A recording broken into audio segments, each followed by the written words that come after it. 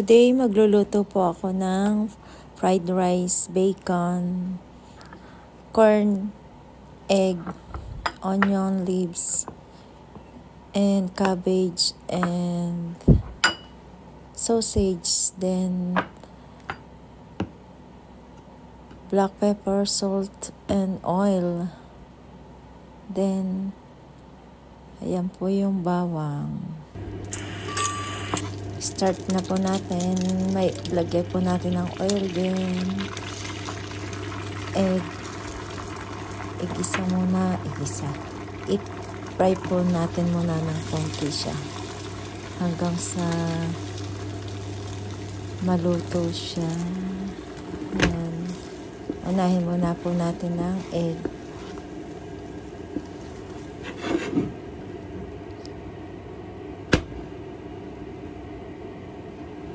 Hindi ko na po nakuhaan ng picture o ng video yung rice natin. Isasama na lang natin. Tabi po muna natin, set aside. Then, ilagay na natin ang rice.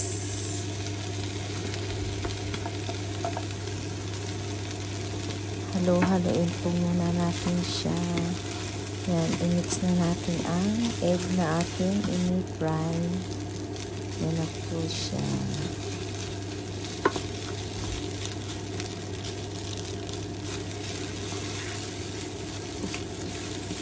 Halo-haloin lang po natin nang mag-mix sa kanin ang egg.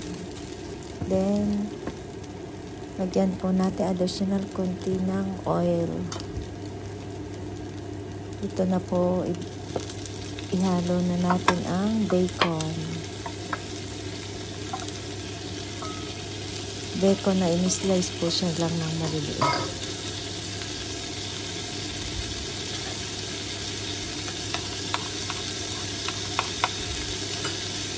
Then, isunod po natin ng onion leaves. Yan po, slice ko na rin po siya. Then, ang ating sausage. Maliliit lang po yung hiwa niya yan. Then, halo po natin siya. Mix natin.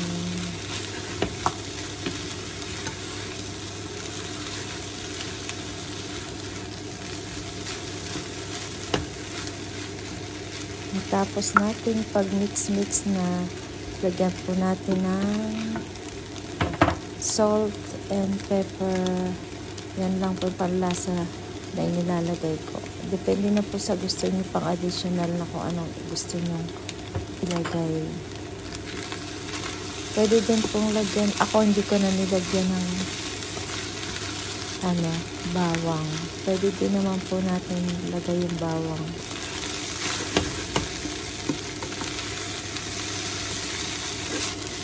Halo natin. Hindi ko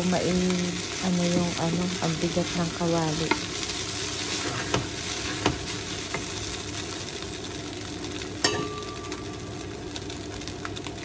Then, dagdag po natin yung corn. Whole corn po siya. Yan. Halo-halo. Mix.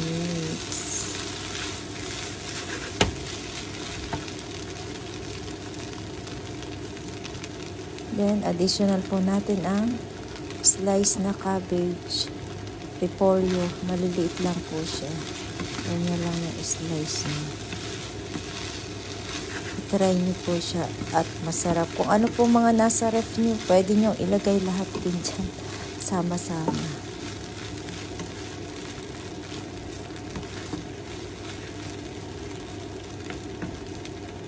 Pwede rin po lagyan ng green peas. Dahil wala akong green peas, ganyan lang ang nilagay ko. Ito na po siya at luto na po ang ating fried rice. Ilagay na po natin siya sa ating lalagyan. At ilagay na natin sa pinggan.